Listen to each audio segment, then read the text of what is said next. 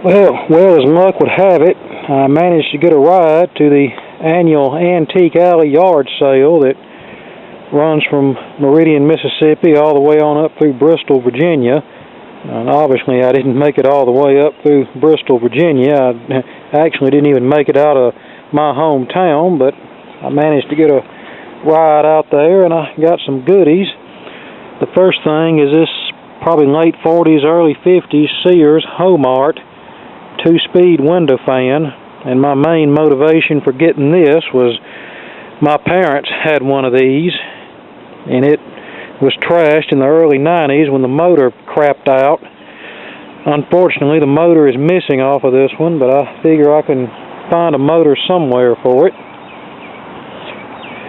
It's a far better fan than anything you're going to buy today, I can tell you that.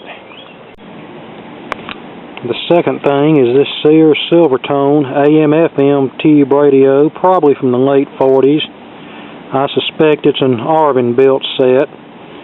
The guy I bought it from said it worked on AM, but nothing on FM. And looking at it, I can tell the power cord has been replaced at some point in time. And then we picked up this Arvin AM/FM tube set from probably the early to mid-60s. The dirt and gunk was included at no extra cost, but the cabinet's not cracked or anything, so maybe it'll clean up okay. Look in the back of it real quick. Here's the inside. It uses a printed circuit board chassis. I can see the speaker has been replaced at some point, and it uses a silicon diode for the power rectifier.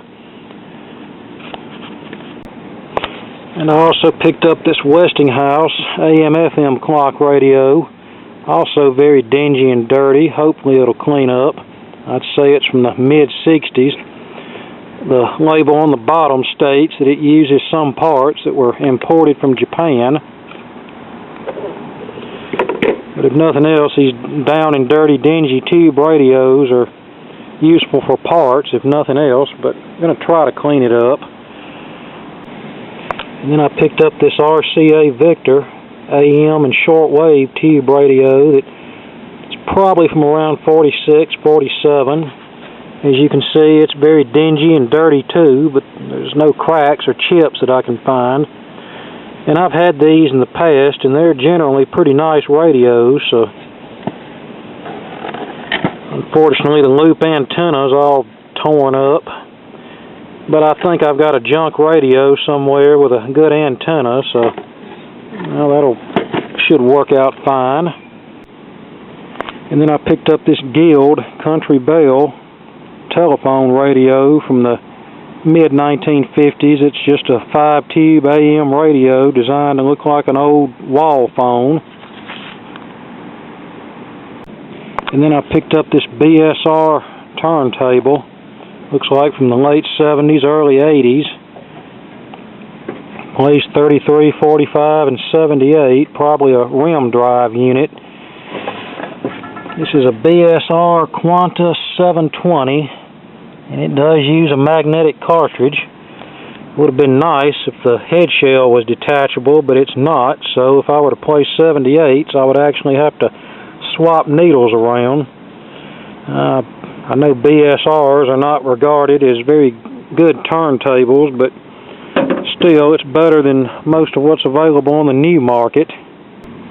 And I picked up some 45s, Ronnie Millsap, Let's Take the Long Way Around the World, Steel Breeze, Who's Gonna Love You Tonight, and the other side is You Don't Want Me Anymore, Toto, We Made It, and Make Believe, The Bangles, Eternal Flame, Wonderful Christmas Time, Paul McCartney, Bobby Darin, Beyond the Sea, and Mac the Knife, Donny Osmond, Soldier of Love, Rat, Wanted Man,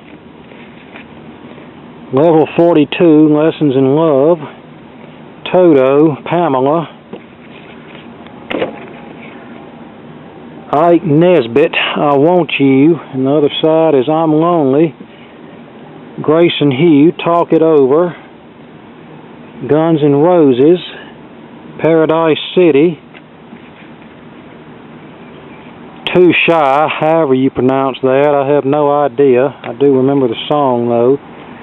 Devo, Girl You Want and Whip It on a back-to-back hits label.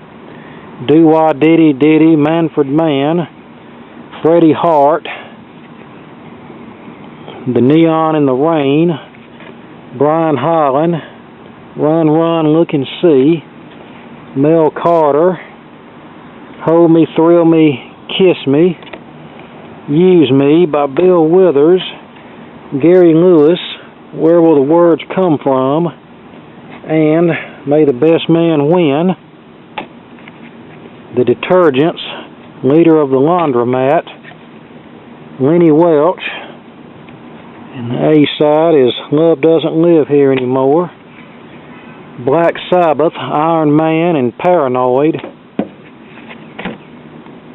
The Yellow Balloon, Can't Get Enough of Your Love, and Stained Glass Window, that's kind of a tough one to find.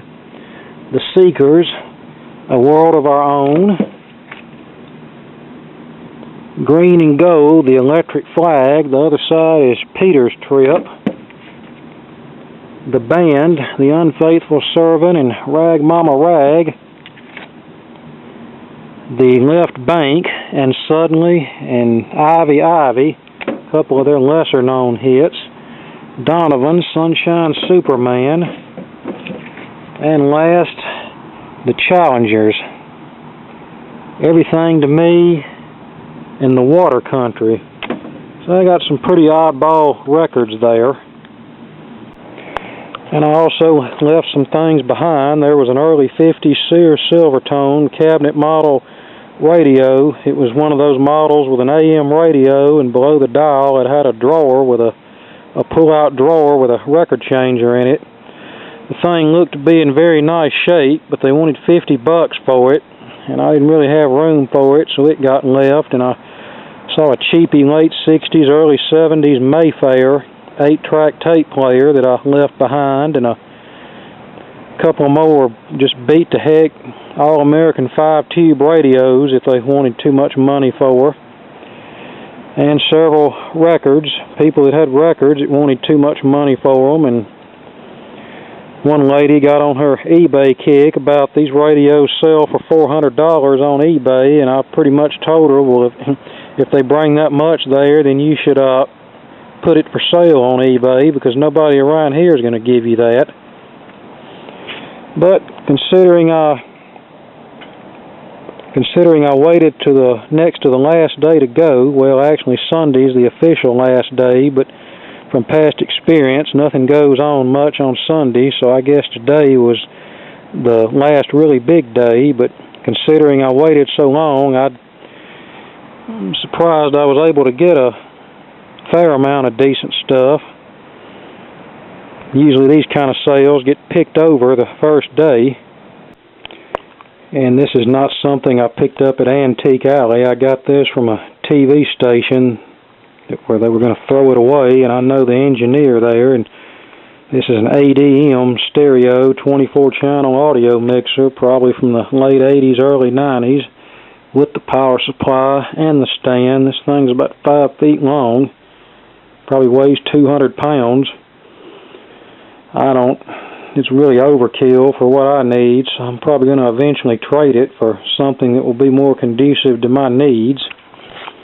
I'd really like to find an old tube-type mono AM radio station mixer, so maybe I could trade this one for one.